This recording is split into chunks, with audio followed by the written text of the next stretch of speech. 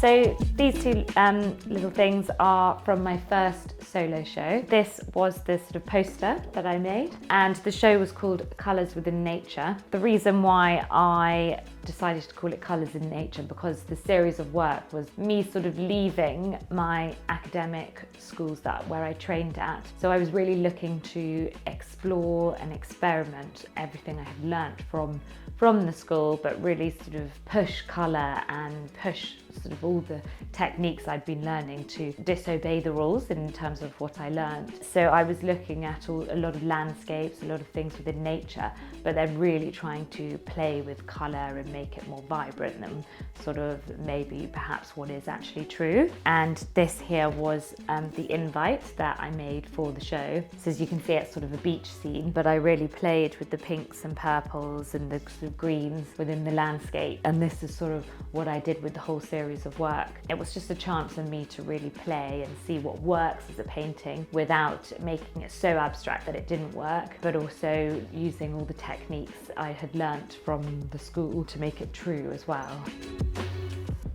This here was a press piece on Vanity Fair Art. I was delighted because they wanted to put me in their art magazine, and with this painting as a heading, this was Blue Avenue. This was actually one of my largest paintings still to date. I think it was about nearly 2 meters wide and potentially nearly a meter high. When you stand in front of it, it is quite a sort of wow painting, obviously with all that blue and the fact that it leads away.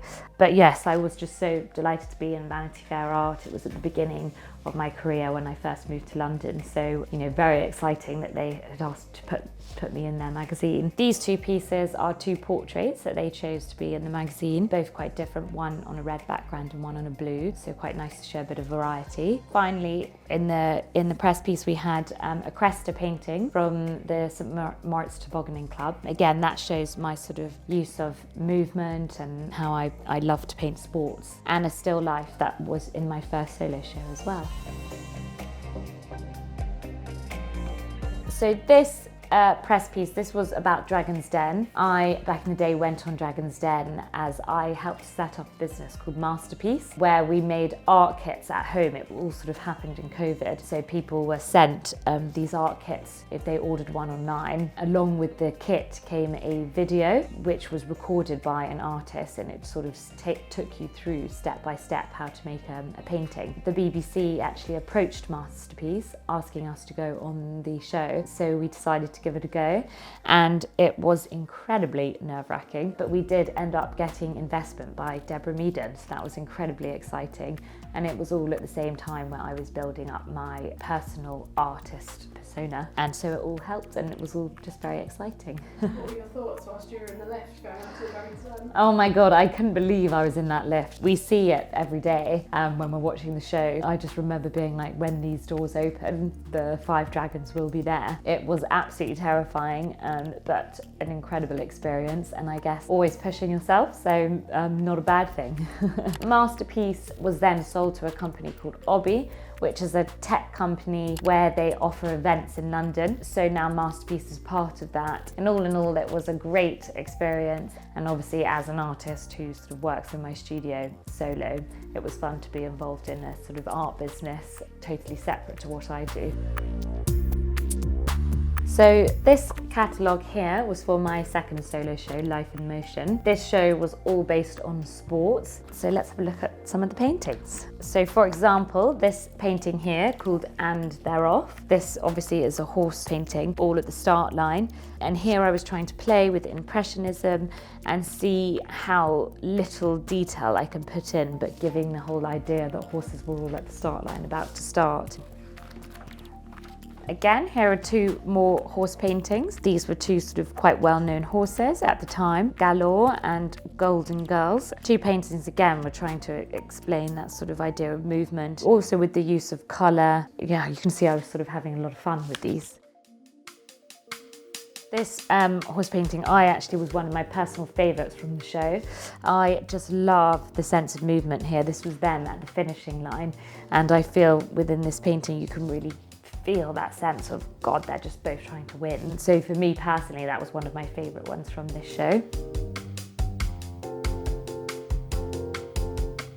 These paintings from this show are all obviously based on Cornwall and the idea of surfing as a sport. Here, obviously you can see I love the use of colour. I love that yellow surfboard. And these both were quite big paintings, I think about 1 metre long, half a metre high. These two are quite fun because these are from a different sort of viewpoint, obviously aerial paintings, especially this one was one of my sort of more popular ones, I think. These are rowers on the River Thames doing their morning practice, and I managed to get a shot from them from above, and I thought that would make a really cool painting. Here are a couple of golf ones that I've done. Golf tends to be quite a popular subject matter within my work. I get a lot of commissions of golfers who like to have their swing painted. This was from the Open, and this was a golfer who I painted back in the day. So.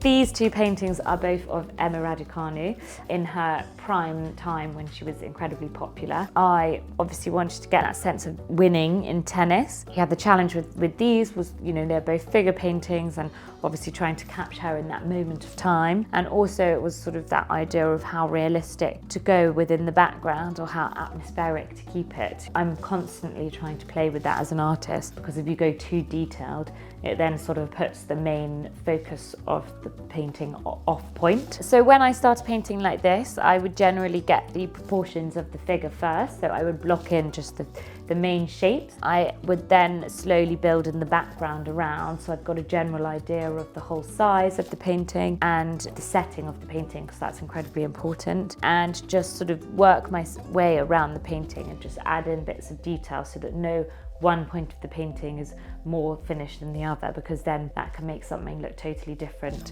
So you want to build up the painting as a whole and keep going until you are happy. This was an exciting piece for me because I was asked by the St Moritz Tobogganing Club, which is the Cresta run, to do a painting for the invite for their charity ball. The theme was Bond versus Bowie, so I came up with this piece. The painting at the charity ball was auctioned off, and the Sotheby's auctioneer, Harry Dalmeny, he auctioned it off for £16,000. So it was quite an exciting moment in my career. Obviously was very excited by the whole thing, and it was actually auctioned off to a Swiss art collector. So it's nice to know that this painting is hanging with his art collection. How did you come up with this sort of design for that? Well, I sort of spent days sort of trying to compose some different designs. I know that because obviously it was a Bond painting, I wanted a sexy female with a gun, and then Bowie, his face was his key asset with that design he had on his face, so I thought that had to be in there as well. I put this together and it just worked.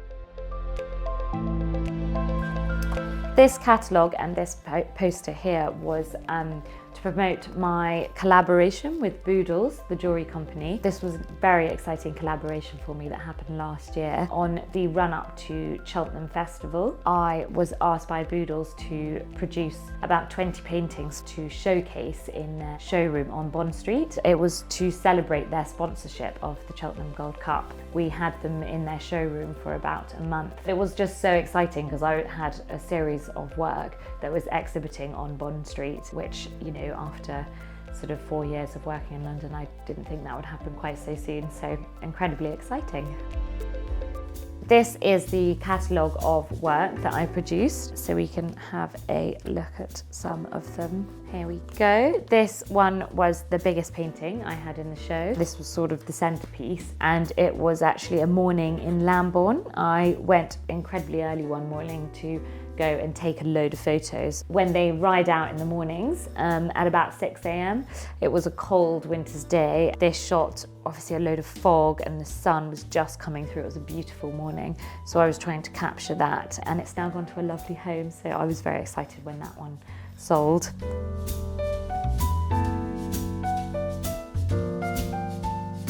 This painting here is of Ed Chamberlain, who is the ITV racing presenter. He came actually to the opening night of my show with Boodles and did a talk and also interviewed Ruby Walsh, which was just very exciting. All great names in the racing world, so I felt so honoured that they came to the show, and it became quite a successful evening. This painting, 3 Pints of Guinness and a Chance in the Next, was actually one of the most popular paintings from the show. It's just quite charming. I feel no matter who you are and you go to the races, everybody has that moment when they've all got a pint in their hand and they're looking at the race card and putting on their bets for the next race and all talking statistics. So this painting actually on the opening night was the first one that sold, and I had a lot of requests to try and paint a sort of similar painting, but obviously once the painting's gone, can't repeat. So it just brings back a lot of smiles, because I think it's a charming painting and appeals to a lot of people.